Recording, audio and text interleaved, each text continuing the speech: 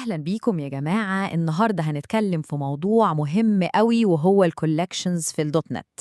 هنخش في تفاصيل دقيقة وهنعرف مع بعض إيه الأسرار اللي بتخلي كود شغال بكفاءة وكود تاني ممكن يعمل لنا كوارث في الأداء.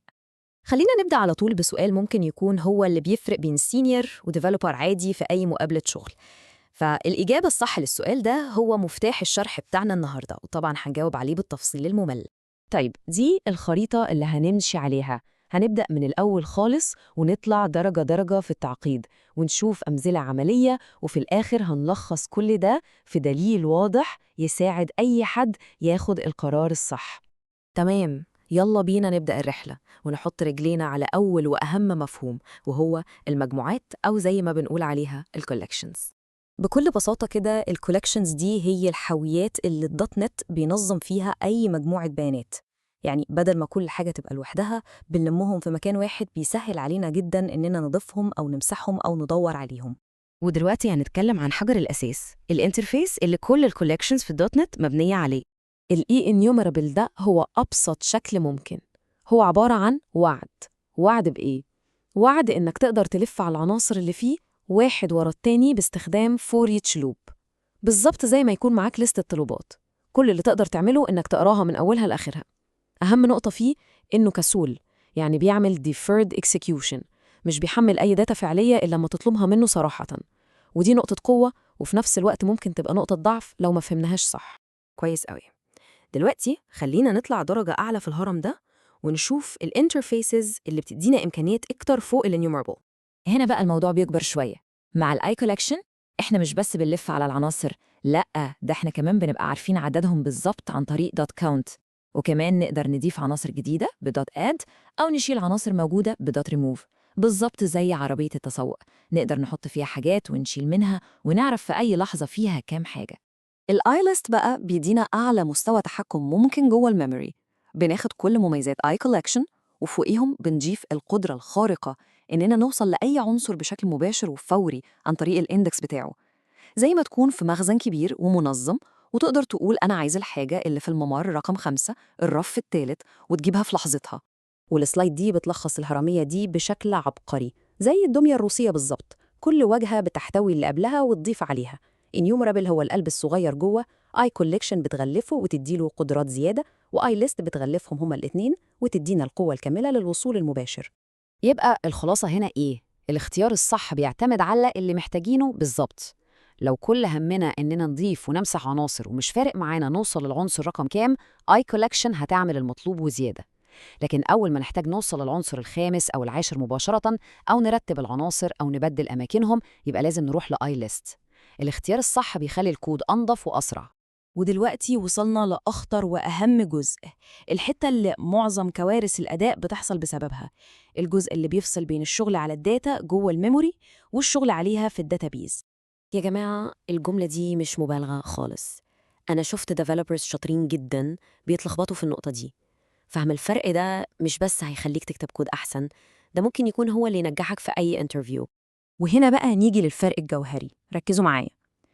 Enumerable بيشتغل على داتا موجودة بالفعل في الميموري بتاعة الابليكيشن، يعني الداتا خلاص جت عندك. أما iQueryable لا، ده حكاية تانية خالص. هو مش شايل الداتا نفسها، هو عبارة عن خطة أو وصف للاستعلام اللي بنسميه expression tree. الخطة دي لسه هتتبعت للداتابيس وهي اللي هتنفذها. يعني الفلترة هتحصل فين؟ Enumerable بيجيب كل حاجة ويفلتر عندك، أما iQueryable بيبعت الفلتر للداتابيز وهي اللي تشتغل، وده الفرق كله. طيب تخيلوا معايا السيناريو ده، استخدمنا iEnumerable عشان نجيب داتا من الداتابيز. تعالوا نشوف الكارثة اللي هتحصل خطوة بخطوة. اللي بيحصل حرفياً إن الابليكيشن بتاعنا بيروح للداتابيز ويقول لها هاتيلي كل المنتجات، كل الصفوف بدون أي استثناء. ممكن ملايين الريكوردز تتسحب عبر النتورك وتتحط في الميموري بتاعة السيرفر، وبعد كل ده نبدأ نفلتر. طبعاً ده استهلاك ضخم للميموري والنتورك والوقت. دلوقتي تعالوا نشوف الطريقة الصح، الطريقة اللي ذكية والفعالة باستخدام iQueryable. هنا بقى السحر كله بيحصل. iQueryable مش بينفذ أي حاجة على طول.